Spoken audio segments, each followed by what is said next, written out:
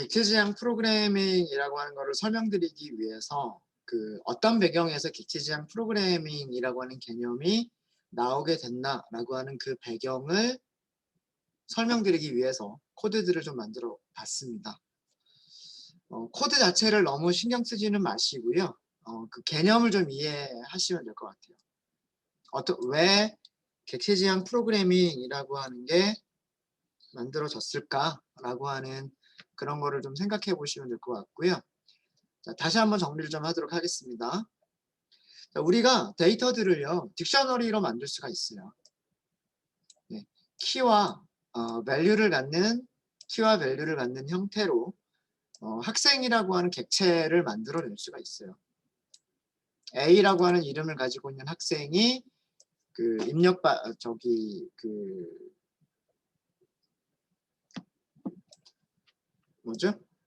국어 점수, 영어 점수, 수학 점수를 저장하고 있는 데이터를 만들어낼 수가 있어요.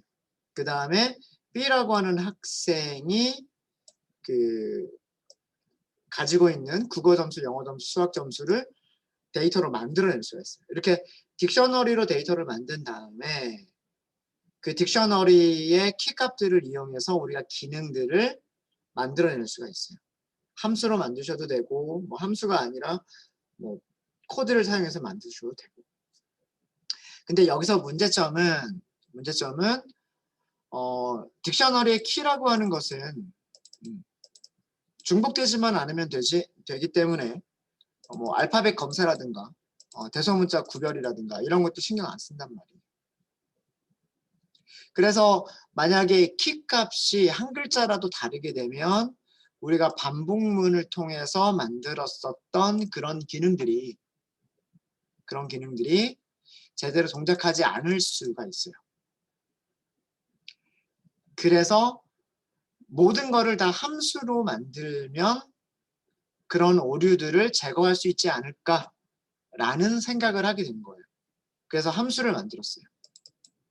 함수한테는 값들만 전달하면 되는 거예요. 문자열과 숫자 3개를 전달하기만 하면 되는 거예요. 그래서 문자열과 숫자 3개를 전달을 하면 이 함수는 name이라고 하는 키값에 문자열을 저장하고 그 다음에 숫자 3개는 각각 Korean, English, Math라고 하는 키값에 숫자 3개를 저장하는 딕셔너리를 하나 만들어줘요. 그래서 함수를 이용해서 만들어진 딕셔너리는 항상 똑같은 키값들만 갖는 형태로 만들어지게 되죠.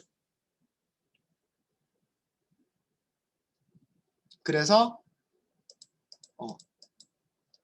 이 함수를 이용하게 되면 데이터들이 항상 똑같은 형식으로 만들어지는 거예요. 자, 여기까지는 이제 좋아요. 그죠? 모든 딕셔너리들이 항상 똑같은 키값을 갖도록 만들었다라고 하는 것까지는 되게 좋은 거예요. 우리가 똑같은 모양을 갖는다라고 하는 것은 반복문을 사용할 수도 있는 거고, 기능에 따라서 반복문을 사용할 수도 있는 거고, 여러 가지 어떤 중복된 처리들을 할 수 있는 방법들이 생기게 되는 거예요. 자, 그리고 코드를 보니까 총점을 계산한다거나 평균을 계산한다라고 하는 이런 동작들이 결국은 모든 딕셔너리에서 똑같은 형식으로 이루어지고 있는 거죠.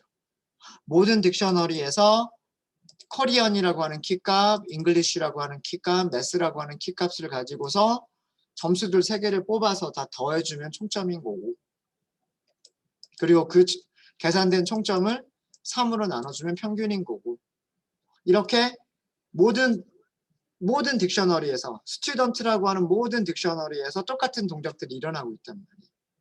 똑같은 기능들이 수행되고 있죠. 자, 그런 것을 함수로 만들어 보면 어떨까? 라고 해서 이것까지도 함수로 만든 거예요. 데이터를 생성하고 생성된 데이터를 가지고서 총점을 계산한다거나 평균을 계산하는 기능까지도 함수로 만든 거죠. 자, 이렇게 같은 동작들을 하다 보니까 이런 코드들을 만들다 보니까 데이터와 기능이 하나로 묶이게 되는 그런 경향들이 나타난다라고 하는 거죠. 그런 관계들이 나타나기 시작했다라고 하는 거예요. 데이터가 있고 그 데이터들만 가지고서 수행하는 기능들이 따로 있었다라고 하는 거죠. 그래서 이걸 하나로 묶어보면 어떨까라고 하는 데에서 나온 게 객체지향 프로그래밍이에요.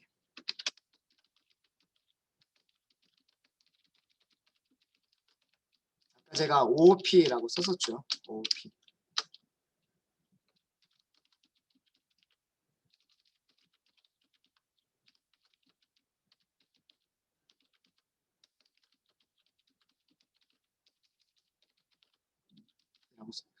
객체지향 프로그래밍이라고 하는 개념이 여기서 나온 거예요. 여기서.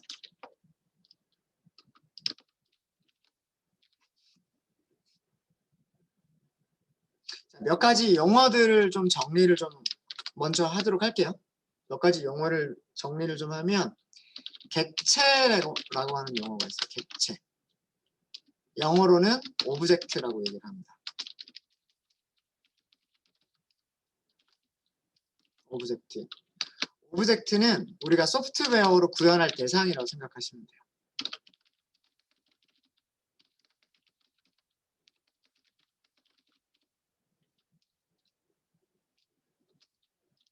그럼 전 시간까지 했던 거에서 객체란 무엇이냐? 학생이에요, 학생. 이름을 가지고 있고 국어 점수, 영어 점수, 수학 점수를 가지고 있고 이게 우리가 소프트웨어로 구현할 대상인 거죠. 성적 처리 프로그램이라고 하는 소프트웨어. 성적 처리 프로그램이라고 하는 그 소프트웨어가 구현할 대상이 뭐냐 하면 학생이란 말이에요. 학생. 이름, 세 과목 점수, 총점 계산, 평균 계산이라고 하는 기능을 가지고 있는 그런 대상. 데이터를 가지고 있고 기능을 가지고 있는 그런 대상이 객체인 거예요. 자, 그럼 클래스는 뭐냐?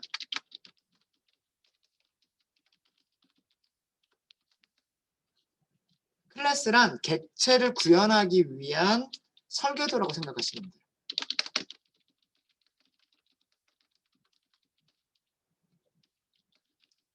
그러니까 코드예요. 객체를 설계하기 위한 그 코드를 클래스라고 부르는 거예요. 클래스에는 데이터와 기능이 있어야 돼요. 물론 데이터만 가지고 있는 클래스도 있고요. 기능만 가지고 있는 클래스도 있는데 일반적으로는 데이터와 기능을 가지고 있어요. 그러니까 객체가 가져야 되는 값들.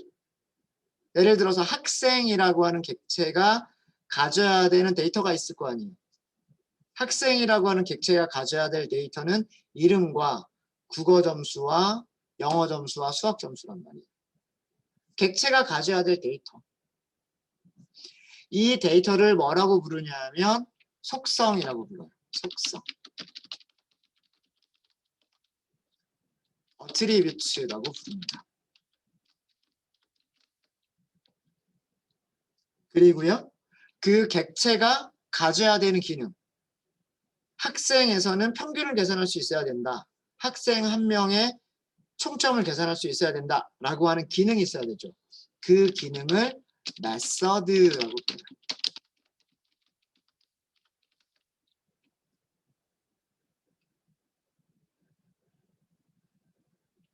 그래서 데이터는 결국 변수에 저장이 돼요. 변수에 저장하는 값이 저장되는 값이 속성이에요. 클래스의 변수, 클래스에서 선언하는 변수에 저장되는 값들이 속성인 거예요. 기능은 함수죠. 함수란 말이에요. 클래스에서 정의하는 함수를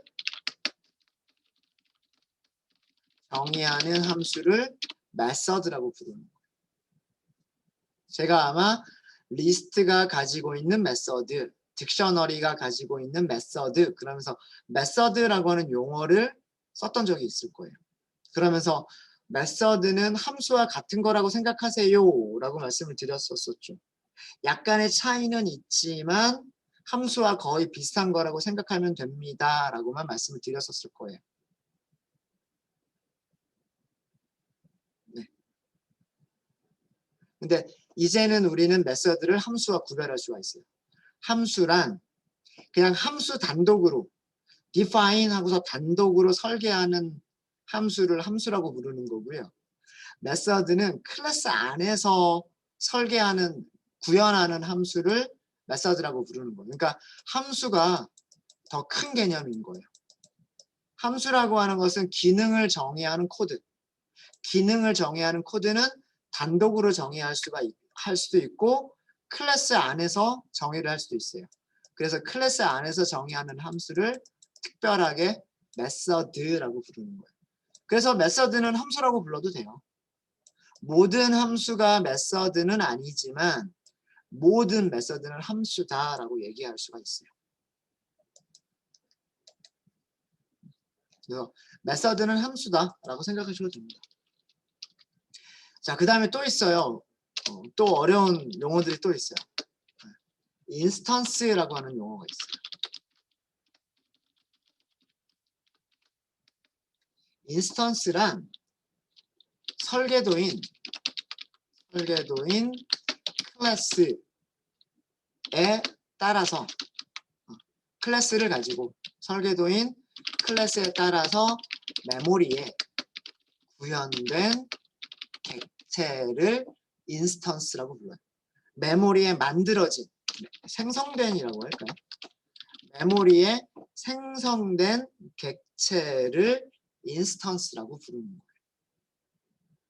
그래서 객체라고 하는 것과 인스턴스라고 하는 게 같은 개념이다라고 생각할 수 있는데 약간 조금 다른 개념이에요.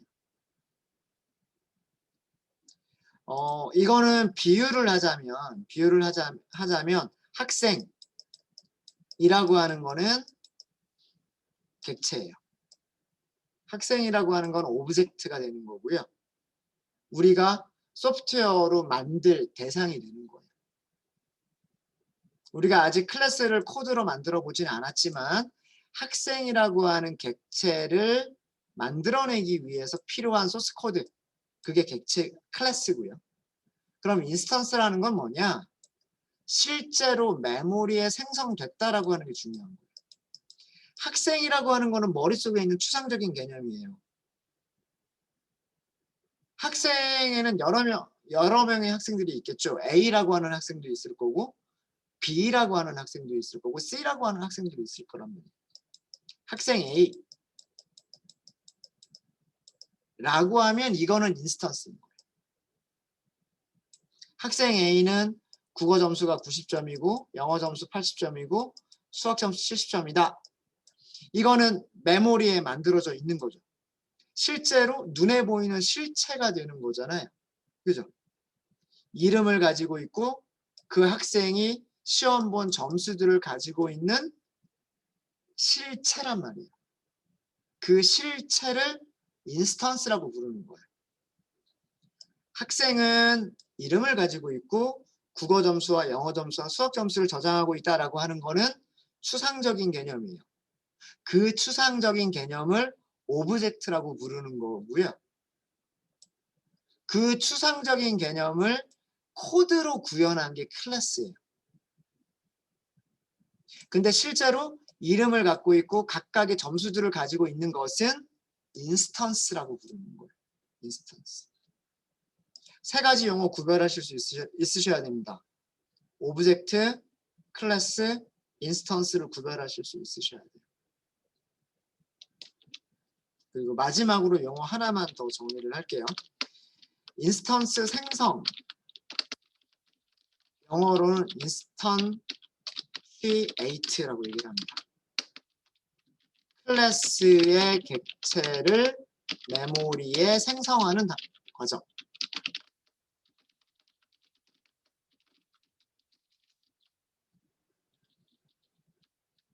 것. 클래스라고 하는 설계도를 가지고서 객체라고 하는 어떤 추상적인 개념을 실제로 메모리에다가 실체화시키는 것. 그것을 인스턴스 생성이라고 얘기를 해요. 용어가 되게 어렵죠. 네. 객체지향 프로그래밍이 어렵게 느껴지는 이유는 바로 용어들 때문에 좀 어렵게 느껴져요. 용어들 때문에 좀 어렵게 느껴지는데 실제로 해보면 만들어보면 그렇게 어렵지 않아요. 자, 우리가 하려고 하는 거는 뭐냐면 학생이라고 하는 딕셔너리를 만들어주는 함수와 데이터와 그 다음에 총점을 계산한다, 평균을 계산한다라고 하는 기능이 서로 굉장히 밀접한 관계를 맺고 있기 때문에 데이터와 기능을 하나로 묶어버리면 어떨까라고 하는 거에서 출발을 한 거예요. 그래서 데이터와 지금 여기 있죠. 데이터와 기능을 하나로 묶어버리자예요. 그게 클래스인 거예요. 클래스를 사용해서 프로그램을 하는 방법을 객체 지향 프로그램이라고 하는 거예요. 그러니까 단순히 이런 용어들을 만든 것 뿐이에요. 자, 그러면 실제로 클래스는 어떻게 설계를 하느냐? 클래스를 만드는 방법을 설명을 드릴게요. 클래스를 선언하는 방법이에요.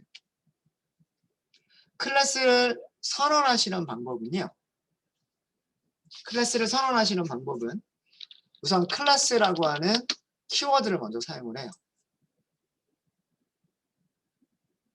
클래스라고 하는 키워드를 먼저 사용하고 그 다음에 클래스 이름을 만들어줘요.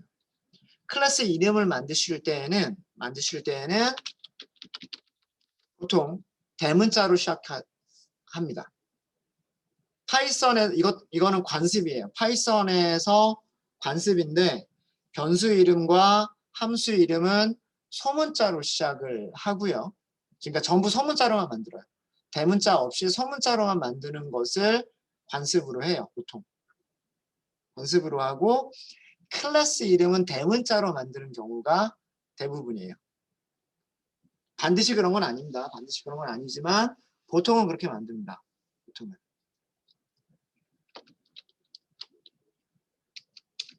자, 그리고요. 보통은 그냥 바로 여기다 이렇게 콜론을 써요. 콜론을 사용합니다. 콜론을 사용하고 클래스 안에서 생성자 함수라고 하는 거를 만들어줍니다. 생성자 함수의 역할은 클래스가 가져야 될 속성들을 정의하는 역할입니다. 생성자 함수는 어떻게 만드느냐? 함수기 때문에 def라고 하는 키워드를 사용합니다. 근데 def가 바깥에 있는 게 아니고요. 바깥에 있는 게 아니라 클래스라고 하는 블록 안쪽에 있는 거예요. 이렇게 클래스 안에서 선언하는, 클래스 안에서 만들어주는 함수를 method라고 부르는 거예요. method. 생성자 함수는 다른 이름으로 만드시면 안 돼요. 이거는 반드시 이름을 지켜주셔야 되는데 뭐라고 만들어 주셔야 되냐 하면 init이라고 만들어 주셔야 돼요. 앞에 언더스코어를 2개를 써주셔야 됩니다. 언더스코어 2개를 써주셔야 되고요. init이라고 하는 이름을 써주셔야 되고요. 끝날 때에도 언더스코어 2개를 붙여주셔야 돼요. 절대로 이거는 다른 이름으로 만드시면 안 돼요. 생성자 함수는 반드시 이런 이름으로만 만들어 주셔야 돼요. 이건 약속이에요. 파이썬에선 이렇게 한다라고 하는 게 약속이에요. 그리고 모든 메서드는요. 즉 클래스 내부에서 정의하는 모든 메서드는 첫 번째 아규먼트를 무조건 셀프라고 지정을 합니다. 무조건 셀프라고 지정을 해요. 자, 이것도 약속이에요. 이것도 약속입니다. 그래서 이거 외우셔야 돼요. 어쩔 수 없어요. def, init, self. 여기까지는 반드시 이렇게 만드셔야 되고요. 반드시 이렇게 만드셔야 되고 그 다음부터는 선택이에요. 자, 우리가 만들려고 하는 건 학생이에요. 학생은 무엇을 저장하고 있어요? 이름과 국어, 영어, 수학 점수를 저장하고 있어요. 그걸 저장을 해야만 돼요. 그래서 그걸 만들어주는 거예요. 이렇게. 이름을 저장할 거다. 국어 점수를 저장할 거다. 영어 점수를 저장할 거다. 수학 점수를 저장할 거다. 라고 선언을 하는 거예요. 함수를 선언을 하는 거죠. 자, 무엇을 하면 되냐면 저장해 주시면 돼요. 어디에다 저장하시면 되냐면 이런 식으로.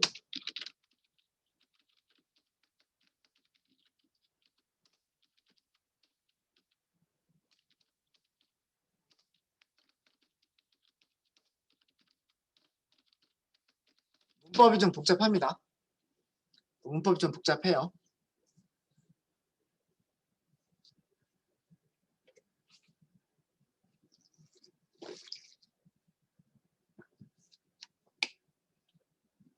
근데 설명을 들어보시면 이 문법이 그렇게 어려운 문법은 아니에요. 제가 요걸 왜 여기 앞에다 셀프를 붙이는지, 얘가 셀프가 무엇인지 이거를 설명을 드릴게요.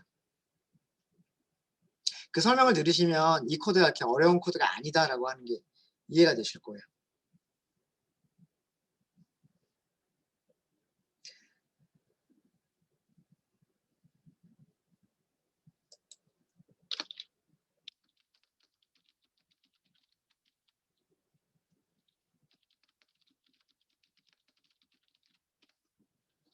생성자 함수의 역할은요, 속성들을 선언해주고 초기화하는 역할이에요.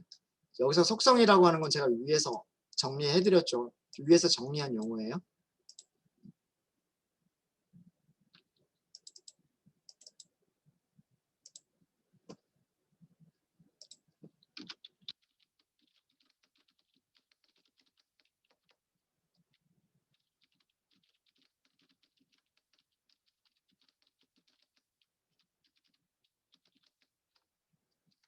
속성이란 객체가 가지고 있어야 되는 데이터. 메서드란 객체가 가지고 있어야 될 기능. 데이터와 기능을 속성과 메서드라고 부르는 거예요. 자, 변수에 저장되는 값이 속성이라고 그랬잖아요. 변수에 저장되면 된다면 자, 변수에 저장하죠. name이라고 하는 변수에 저장하는데 self.name에 저장하고 있어요. self.name. 그래서 이런 문법 좀 독특한 문법들입니다. 이거 다른 용어 여기 변수들은 name에서부터 mass까지 변수들은 다른 이름으로 쓰셔도 돼요.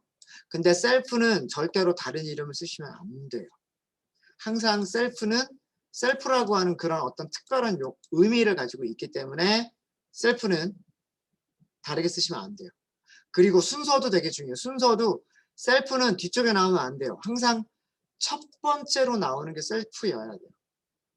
그리고 함수도요. 함수도 이렇게 이름을 지켜주셔야 돼요. 언더스코어 init 언더스코어라고 이름을 지켜주셔야 돼요.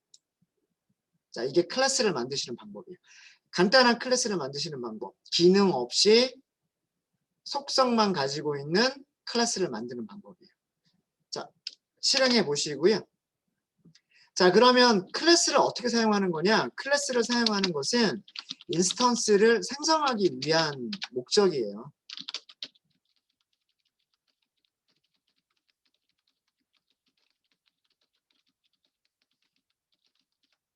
스튜던트라고 하는 클래스의 인스턴스를 만들어 보도록 하겠습니다. 저는 스튜던트 1번이라고 할 거예요. 어떻게 만드냐면 클래스 이름을 사용하는 거예요. 클래스 이름을 사용하고 클래스 이름을 함수처럼 사용하시는 거예요. 클래스 이름을 함수처럼 사용하시게 되면 제가 괄호를 썼죠.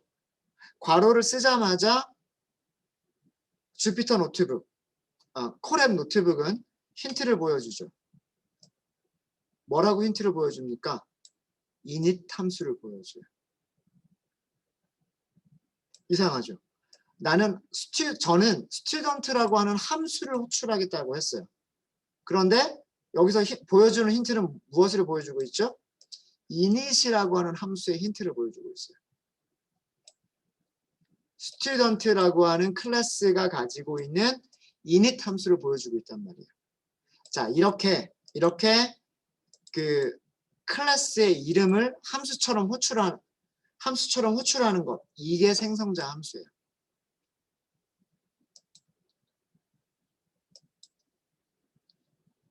생성자 함수는요, 클래스 이름하고 똑같아요.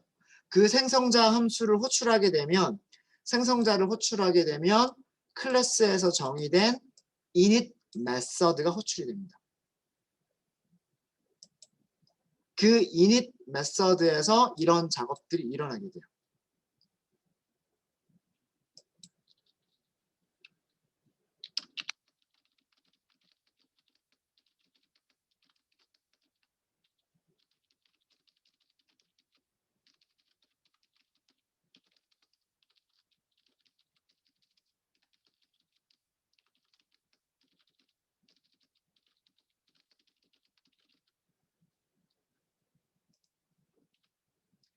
클래스 이름과 동일하게 클래스 이름을 함수처럼 호출하는 것, 이거를 생성자 함수라고 얘기를 해요.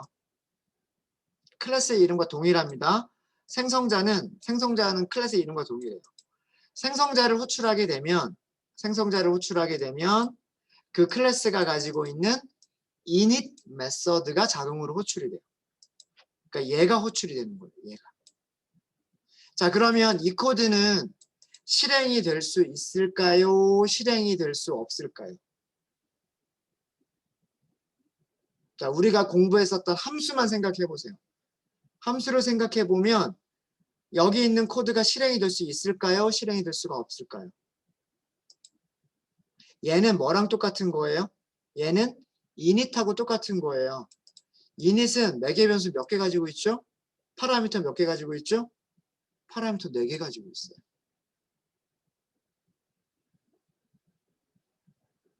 자, 이것도 되게 좀 신기한 거예요. 제가 클래스 안에서 init 메서드는 파라미터 몇 개 선언했죠? 파라미터 5개 선언했어요. self, name, Korean, English, math 이렇게 5개 선언했단 말이에요. 근데 밑에서 힌트는 어떻게 보여주죠? 파라미터 몇 개 있다고 보여줘요? 셀프가 보여요? 안 보여요? 셀프가 안 보여요. 실제로 함수를 호출할 때 student라고 하는 생성자 함수를 호출할 때 전달해야 되는 값은 몇 개를 전달해야 된다? 4개를 전달해야 된다라고 보여주고 있는 거예요, 지금.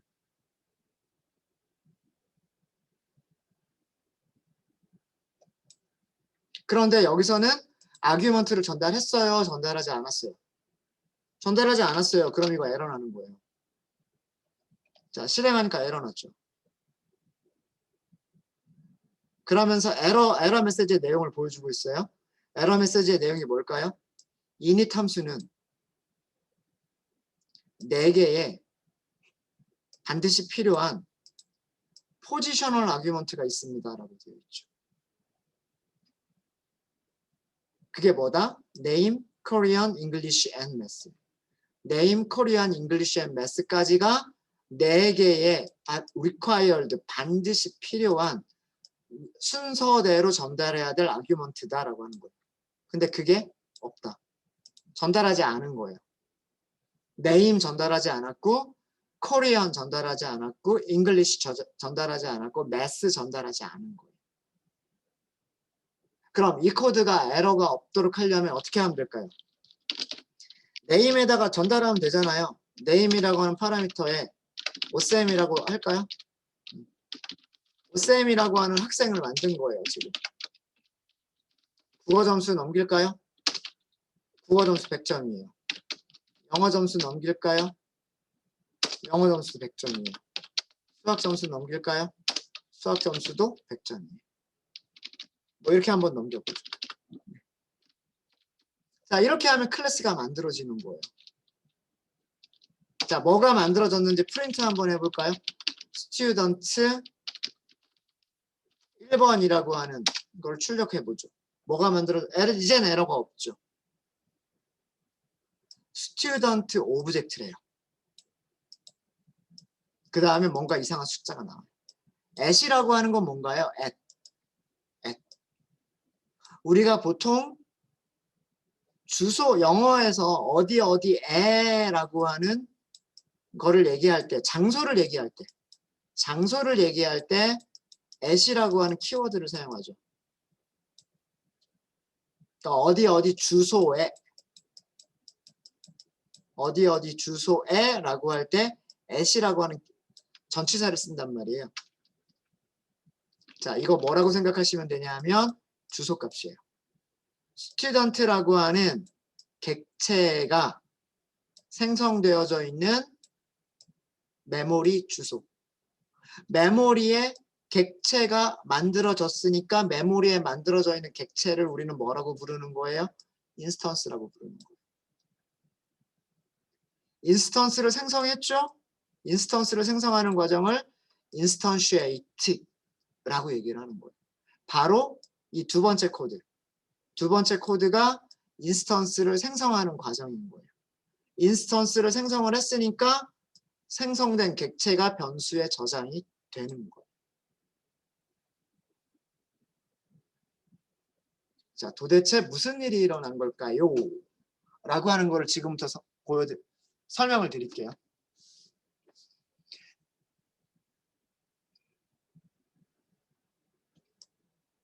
자, 이렇게 클래스 이름과 똑같은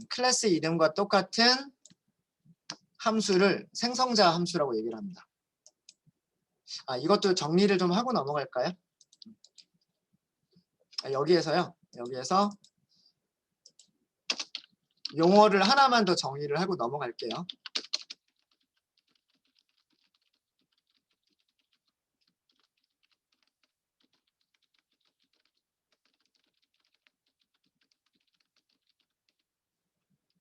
생성자란 영어로는 construct라고 얘기를 합니다. constructor는 클래스의 이름과 동일한 함수예요. 클래스의 이름과 동일한 함수고요. 생성자를 호출하면 그 클래스에서 정의된 무슨 메소드? init 메소드. init 메소드가 자동으로 호출됩니다. 이거 되게 중요합니다. 네. 생성자를 호출하면 그 클래스에서 만들어진 init이라고 하는 메서드가 자동으로 호출이 돼요. 자, 이렇게 해서 용어들을 좀 정리를 좀 했고요. 생성자 함수라고 하는 거, 생성자라고 하는 거 정의를 했고요. 다시 정리를 해드렸습니다. init 메서드가 호출된다라고 하는 것도 정리를 해드렸고요. 자, 이게 생성자 함수예요. 클래스 이름과 똑같죠? 다른 거는 뭐예요? 이거는 함수 호출이잖아요. 이름을 써주고 괄호를 써주고 괄호 안에 값들을 넘겨주는 것. 이거 뭐예요? 이건 함수 호출이란 말이에요. 즉 student라고 하는 함수가 있는 거랑 똑같은 거예요. 우리가 여기를 define def라고 하지 않았지만 이건 함수 이름인 거예요.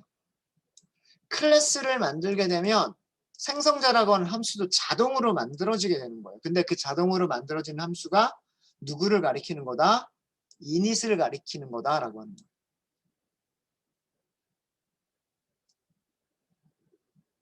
자, 그러면 생성자 함수는 무슨 일을 하냐 하면 생성자 함수는요. 객체를 만들기 위해서 오브젝트를 만들기 위해서 메모리를 찾아갑니다. 그 메모리 주소가 여기예요. 이게 숫자가 나오죠. 이 숫자를 메모리 주소라고 생각하세요. 어디에 라고 하는. 자, 저는 이거를 끝에 있는 네 글자만 따가지고 3790이라고 할게요. 3790이라고 하는 메모리를 찾아가서 이 숫자는 다를 수 있습니다. 왜 그러냐면 컴퓨터 상황에 따라서 비어있는 메모리 공간을 찾아가는 거기 때문에 내가 컴퓨터를 켜고 나서 어떤 프로그램들을 실행시켰었느냐에 따라서 지금 메모리가 사용되는 공간도 있고 비어있는 공간도 있겠죠. 메모리에 그 비어있는 공간을 찾아가는 거기 때문에 숫자는 그때그때 달라질 수 있어요. 그러니까 숫자 자체가 중요한 건 아닙니다. 생성자 함수는 메모리에다가 메모리 공간을 확보를 합니다. 메모리 공간을 확보를 해요. 그리고 이 메모리 주소를 self라고 하는 변수에다가 저장을 해줍니다. self라고 하는 변수에 자기가 확보한 메모리의 주소, 메모리의 3790이라고 하는 메모리 주소를 self라고 하는 곳에 저장을 하는 거예요. 이해되세요? 자, 그런 다음에 init 메서드를 호출합니다. 생성자 함수는요, init 메서드를 호출해요. init 메서드를 호출하면서 셀프에는 자기가 넣어주는 거예요. 무엇을? 자기가 확보한 메모리 주소를. 자, 여기다가 데이터들을 저장하면 돼. 라고 셀프에다가 자기가 확보한 메모리 주소를 주는 거예요.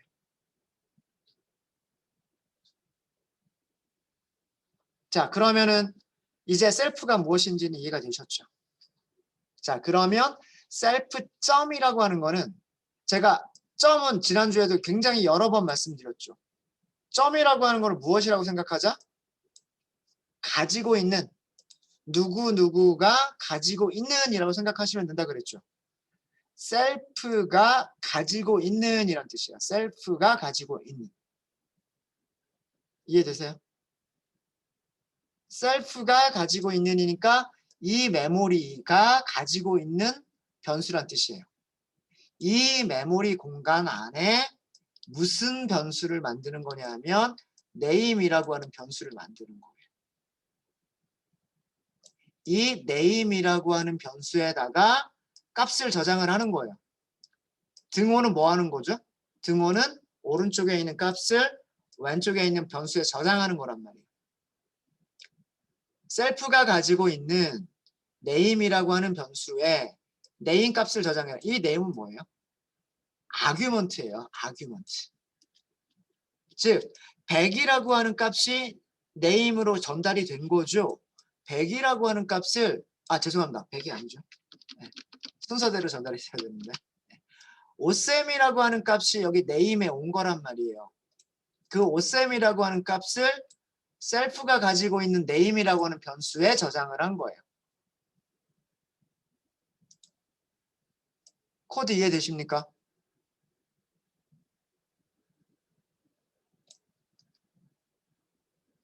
셀프 이해되세요? 셀프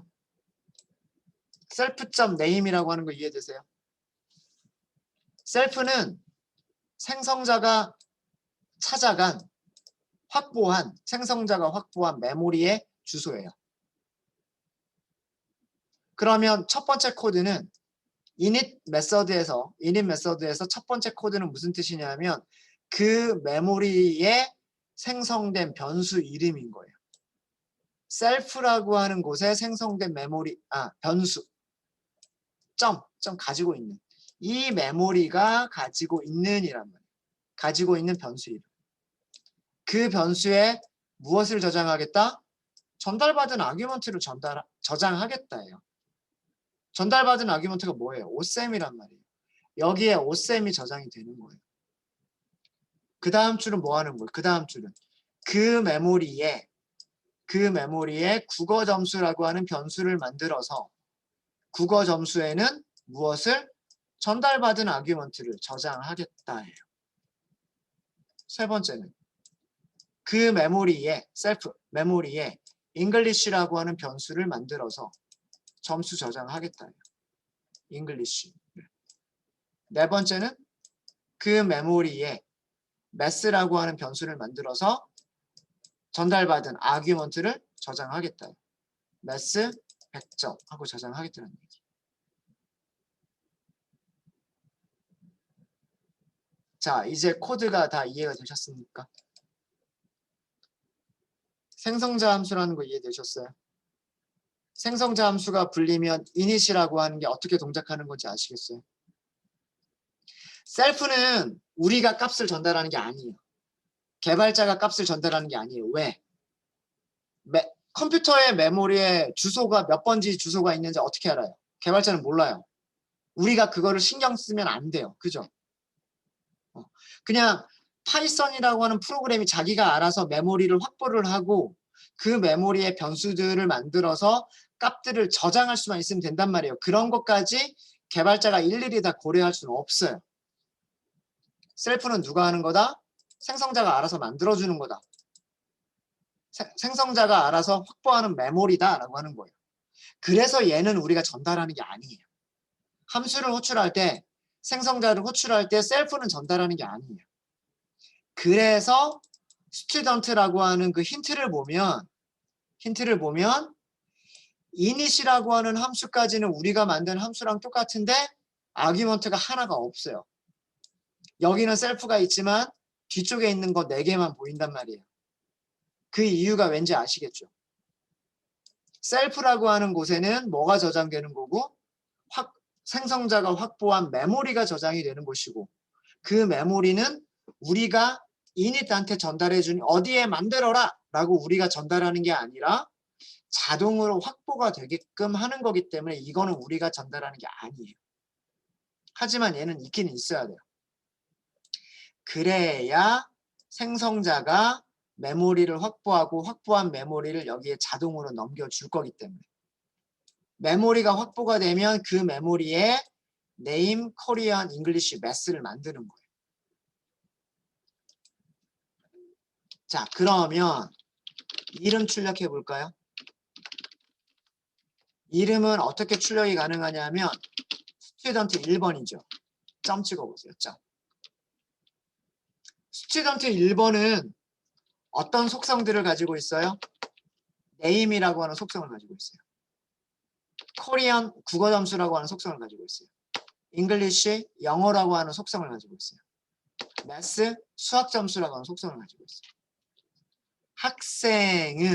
학생이 점 가지고 있는 여기 변수 이름 쓰잖아요. 학생이 가지고 있는 이렇게 쓰는 거예요. 이해되시죠? 이름은 이렇게 출력하면 돼요.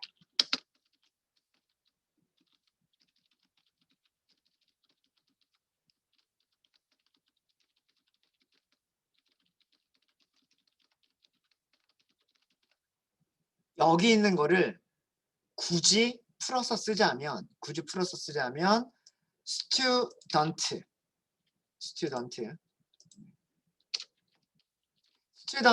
1번이라고 하는 인스턴스가 가지고 있는 속성인 거예요. 그럼 다른 것들도 마찬가지로 다 프린트가 되겠죠. 국어 점수까지만 출력을 해볼게요. 국어 점수까지만 우리가 출력을 해보면 스튜던트 1번 점 코리 점이라고 하면 얘네들이 이렇게 나오잖아요. 어때요? 이름은 오쌤이고 오쌤은 국어 100점을 받았어요. 이런 내용이 나오는 거예요.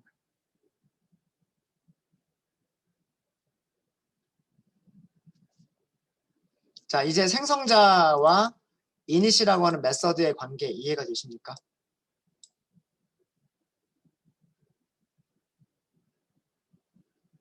좀 어렵죠. 조금 어려울 수 있습니다. 네, 일단 이번 시간 여기까지 하고요. 잠깐 쉬었다 하도록 하겠습니다.